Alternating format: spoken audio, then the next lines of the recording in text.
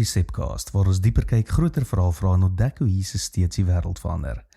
Daar is een klein sin in die verhaal van Noag wat maklik ongemerk verbygaan.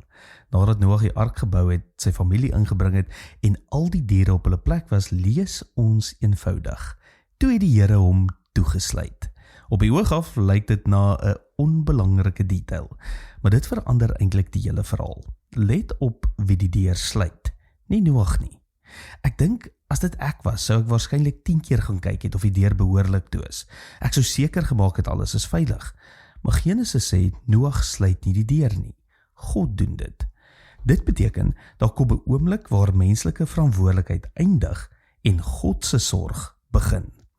Noag moes die ark bou, hy moes gehoorsaam wees, hy moes instap, maar daar was een ding wat hy nie self kon doen nie. Hy kon nie sy eie redding waarborg nie. Hoeveel van ons leef asof ons alles uiteindelik van ons afhang? Ons probeer elke moontlike risiko beheer. Ons wil elke uitkoms voorspel. Ons probeer elke deur self toehou. En tog ontdek ons telkens dat daar grense is aan wat ons kan beheer. Geloof beteken nie dat ons niks doen nie.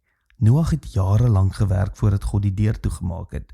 Maar geloof beteken wel dat daar 'n punt kom waar ons ophou vasklou aan beheer en begin rus in God se sorg. Miskien is daar vandag iets waarvoor jy verantwoordelik moet wees. 'n gesprek wat jy moet voer, 'n besluit wat jy moet neem, 'n stap van gehoorsaamheid wat jy moet gee.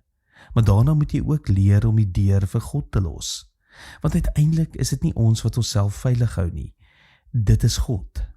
Dit is ook ons gebed by SA Gemeente, dat ons 'n netwerk van mense sal wees wat getrou ons deel doen, maar nie die gewig van die hele wêreld op ons eie skouers probeer dra nie. Want wanneer ons leer om ons verantwoordelikheid met God se sorg te vertrou, ontdek ons opnuut hoe Jesus steeds die wêreld verander. Tot volgende week, mooi loop.